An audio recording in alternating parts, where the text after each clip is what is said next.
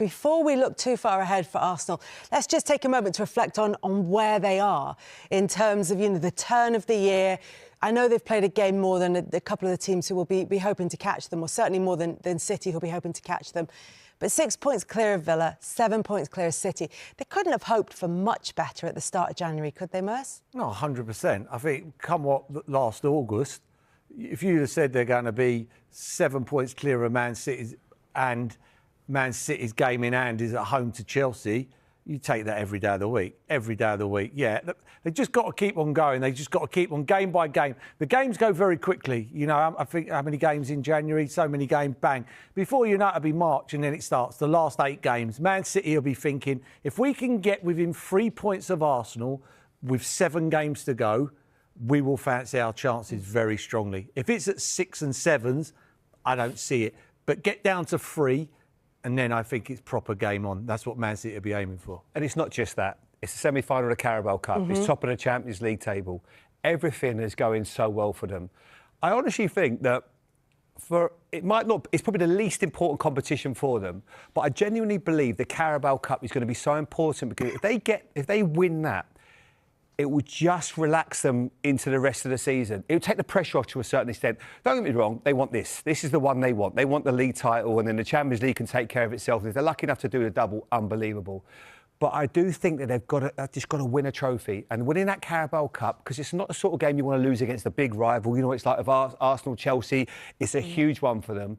I think it will just relax them, because at times I feel with Arsenal, as good as what they've been this last few years, they've been so unfortunate, but I also think pressure has sometimes got in their way. They've wanted it so badly that it hurts, and that can sometimes come at a cost, and it has done. But I feel that if they can just get that one and everything else, there's no reason why with this squad, because look at the players they're not even bringing off the bench. They're not even bringing off Eze today, who's an unbelievable player. They have got such an incredible squad, and that has been their downfall over the last few years, Paul. But that squad is going to be so important. Natalie pointed it out there. I was talking to Mikel Arteta about it there, about how busy their January is. But there are away games in the Premier League between now and the end of the season. You look at the Manchester City one, and if it stays sort of nip and tuck between them within sort of 3-4 points, then that could potentially be significant come the end of the season and, on the 18th of April. But do they look winnable to you, Paul? Yeah, they all look winnable. I think what they won 5 and drew 2 of them games. Obviously, Leeds weren't in the Premier League. So if they can match what they did last season, that means they draw against Man City and they draw one and win the others. They take that tomorrow morning. They take that tomorrow morning. But on any given day, you've only got to go back to last year. Ball goes over the top, Saliba gets sent off, lose the game. It just takes that one bit of lack of concentration or a bit of luck or bad luck here and there. But they're hard games. Tottenham ain't going to be easy. Brentford's not easy. Long throw, got one of the best home records in the league. No one likes to go to Leeds. Leeds, it'll be electric. You can make a case for all them teams. Forest are fighting for their lives. So, when they play Wolves might be shackles off, or who knows, Wolves might have won 4 on the trot. It's all about timings when you get down to there. How important, Paul, is it that you've got a bit of breathing space in that game, April the 18th? You don't want to be going there feeling like it's a must-win, do you? Oh, you'd want to be 6 points clear. You want to be 6 points clear. If that's a 3 point and Man City win that and go level with what would be left then 4 or 5 games, you've got to go with a team that have got over the line umpteen times to the team that haven't got over. And that's what... But they've got to look after them games before that. And who knows, Man City, a couple more draws like they did against Sunderland, and they might fizzle away, but they just got to keep on doing. They're doing amazing at the moment, Arsenal. And their squad is so strong. It does look so good for Arsenal. They're in pole position. As you said, they've got the squad depth that maybe they've been missing in previous seasons. If it is going to turn, if it were to go against them, where do you think might be the weak point? Up front. I don't think Arsenal have a natural goal scorer. Gyökeres has come in as supposed to be that goal scorer, but I don't think he's a natural goal scorer. You know what I mean? He never really tapping balls in. He's always got, he hasn't scored a lot of goals, full stop. I think that's where because when it gets down to the last 8 games and it gets so nervy, believe me, it's so nervy. you might need that out of something, and I just don't think they got that natural goal scorer. The nearest thing to it probably is Jesus, but he goes for Gyökeres before him, and I think he'll go with Havertz before him as well when he comes back. So that would be the one for me. I just don't think they have that goal scorer, do you know what I mean, out of nothing. Having said that, they managed 3 today against Bournemouth. Yeah, they got 3, but they were 3 very good goals. You know, 1 was from a centre-half and 2 from a midfield player. Again, not a centre-forward. No. How proud are you, not only with the result, but the way you guys handled all the challenges that Bournemouth presented tonight? Yeah, very happy. We knew the difficulty of the match. It's a team that constantly is threatening you, is asking you questions. They are so good and attracting you, play the ball long to the right player with the right duel, the second ball, counter press you. And to get out of that game is difficult. We made it even harder for ourselves in the manner that we conceded the first one. But I love the character of the team. I love the character of Gabi. The way he overcome that situation, it's just unbelievable, and it tells a lot about how much we've grown and matured over the years. And yeah, the team find a way to beat them, and it's a massive win. Yeah, you just mentioned Gabi's character. He makes the uncharacteristic mistakes and he's furious about it. And then 6 minutes later, he scores. How much of his personality is translated into his game, you think? A lot. When you talk about presence and being dominant and authority, that's probably the player that represents that in this team. That's why it's so important. And you have to lead by example. You cannot demand that to the rest. And then if something happens to you, don't do it. So today's example, I think it's a great one. Talking about personality, Declan Rice, how do you see the progress of his relationship with the goal and everything that the presence of Zubimendi, for example, allows him to do?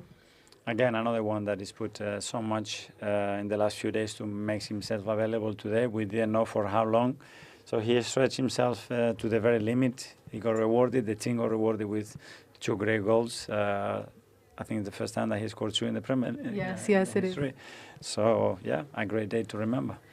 You know, you guys are the team who scored more goals in the first 15 minutes of the second half. It's 12 goals in the Premier League. How do you handle your halftime talks? Because they sure seem to be very effective. Well, trying to learn from what happened in the first half and try to improve it. And that's what we have to do constantly. You can gather a lot of information and to try to help the players and change the course of the game or give them the tools to do that. And the players have to do it then, and they're doing that really well. In this case, how was it? Do you think in the first half you could have put more pressure on Bournemouth? Yes, but we couldn't because we lost the ball in very dangerous areas too many times. And when that happens, you are not compact as a block, you don't travel together. So to put pressure against a team that plays with a very open structure that wants to just attract you to put the ball in the last line, you have to be very conscious of that. If not, you get opened up. And we did get opened up a few times when we mistimed things. But then I think in the second half it was much better. It was the first of 9 games in January in 4 different competitions. It's going to be a long month, but fans will be hopeful and excited, especially when you look at the quality of this squad. So how much confidence do you take when you look at this squad, you look at your finishers, you look at the starting 11, how much confidence does it give you for this run? Yes, a lot. I think, first of all, we need to understand the effort that they are doing because it's what we have in January, but what we had in November and December as well. So it doesn't matter. You see the decide. You see how they celebrate every action, how much they want it, and that's the energy that we're going to need. Okay, well done. Thank you. Thank you very much. We're just making sure that he's all set up and ready to go. Declan, can you hear us? Wait, say that again because I lost the connection. Can you hear us? Can you hear us loud and clear? I can hear you now. All working. Yeah. We're just saying congratulations on the victory first of all, but also for you. We know that very famously you've scored 2 goals in a Champions League game before this, but you've never scored 2 goals in a Premier League game before today. Yeah, that's a crazy stat. Yeah, I hadn't scored a lot this season, to be honest with you. I'd only scored 2. So to grab a brace today and an important victory was a really nice feeling. You know, when you win and you're able to help out the team like I did today, it always had that extra bit of a special feeling. So, yeah, I'm delighted with the goals and obviously more importantly 3 points because they're a really good side, Bournemouth, especially here. Yeah, and they're always important games, particularly when you get to this stage of the season, when you are chasing a Premier League title. But this one coming off the back of the win against Villa, who are one of your direct competitors. You know, Manchester City dropped points against Sunderland. It just feels like it was a significant one in terms of timing as much as anything. Yeah, massive. Obviously, off the back of Aston Villa, I think the key thing today was to build on that and to go and win. You know, the win against Villa would have meant nothing if we come here today and didn't pick up anything. But it's so important this time of the year. The schedule's crazy. The fixtures come thick and fast. And, you know, if you can win your games in and around Christmas, on top of what we've done already, it's going to put us in a really good position. So we've got to keep building on that, keep the mentality right, keep pushing. But we're in a really good spot at the minute, and long may that continue. Hi, Dick. Paul Merson here.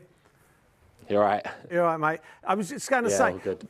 What did Mikel Arteta say at half-time? Because I thought first half, I thought their midfield were all over you like a rash first half. Didn't really have time to get your heads up. A couple of times they intercepted, got you moved, you know. And I thought Arsenal as an Arsenal team give the ball away a lot more than they usually do. Second half, you sort of overpowered them. Was there anything that he said that sort of changed that, where you had to drop off or, you know, push on? Or Yeah, no, I think in the first half, I think we was doing the things they wanted. You know, we kept playing the ball to our left side and they kept trapping us. As soon as we made that one pass over to Gabriel, they all swarmed in on us, and, you know, we made us either go back to David or kick it long. And like you said, it did feel like that on the pitch. It felt like they were swarmed all over us in the first half. But, you know, we're a team at second half. Once we get in there at half time and the manager speaks and we speak between each other, we knew we had the quality and we knew the space was there to go on and win the game. And we've done that a lot this season. So, you know, credit to everyone to go out there and perform how we did second half, because that wasn't easy today. Well Declan, Jamie Redknapp, congratulations, mate. Hopefully you've got a screen in front of you. Now, I want to talk about your 2 goals. As Kelly rightly says, very, very important ones. Let's talk through the first one. Obviously, a great finish from yourself. We're only 2 tap-ins, I think. I think, yeah, look there, like, it's just important. Look, there's big space, Victor's holding him off. And Martin, he was going to shoot, but he heard me shout. And obviously, if you keep the ball low, you've always got a chance, especially on the outside of the box. It's hard for the keepers to get down. So, you know, that was a nice one to score, because I've not scored many from outside the box this season. Yeah, it's a really good finish. It's just about, what do you see when you see it from this angle here, that you're just obviously trying to squeeze it into that corner because all the players are rushing over to their right. Yeah, and you see the keeper, when the Martin's got the ball, he's on that side of the goal, and when Martin passed it back to me, he's naturally going to move to the right. So I knew it was going to be hard for him to then make the step back down low once he'd come back across. So I think that was an important goal, because there was bodies in the way as well. So I was happy with that. And the next one, obviously, this is the winning goal, Dec. Talk us through this one, because obviously Bukayo Saka's now on the pitch. He gives you so much going from that area. You make a sort of a late run again. You played the ball out wide to him. You're just sort of drifting into the box here. Yeah, quick free kick, quick thinking. Don't let him get set. Let B be 1v1. Martin, great pass, and again, give B that shout. And I think that zone's always so important to occupy. You know, you see so many midfielders score goals from that position. Everyone drops, and if you pull away and the ball comes, you've always got a chance to score. So I was happy with the movement of it, and obviously 2 great passes, you know, from the first goal from Martin and Bukayo on the second. So I was happy with that. No, they're great finishes. The only problem is I've got some bad news for you, that Sky are obviously going to bill you because we've got to now clean that camera deck. It's a bit of a problem for us. I don't know if you can see it here. A lot of saliva, mate. It was a sloppy kiss. Was it? Talk us through this. It was only a peck. It was only a peck. It's a New Year's kiss. New Year's kiss, celebratory exactly, kiss. mate. Declan, you mentioned Martin Zubimendi there, and I just want to talk to you about that relationship between the two of you and what his presence in the team allows you to do. Yeah, I think don't underestimate to come from La Liga to come into this team. You know, he's not the biggest player or the strongest, but his brain, the way it works, allows the teams to function in such a good way. He's been unreal. He plays so many minutes already for us this season, the way he gets on the ball. And obviously he's Spain's number 6 at the minute, and rightly so. You know, you see the qualities he brings, the calmness and composure and the way he thinks. It's been great to play with him. I'm learning a lot, and, you know, we've built a really good partnership. So may that continue, because we're both young, we're both fresh, and yeah, we want to keep building that together. Dec, will you be watching the Man City-Chelsea game on Sky tomorrow? I didn't even watch the game versus Sunderland, honestly. I think I'm just, if I've got the time tomorrow, I might watch it. But yeah, I'm just focusing on us at the minute. I know it sounds cliche, but yeah, I think it's just important. There's so many games. Our recovery's got to be so important, and I can't get too caught up in what others are doing. I think it's the most important thing is what we do, and we can only control that. You know, it'll be a good game, I'm sure, but yeah, let's just keep going ourselves. Declan, just one on that point about not watching the games and focusing on what you're doing. Tell me about if it feels different this season and if you've kind of learned from previous title challenges, if there's a kind of lesson you've taken from that.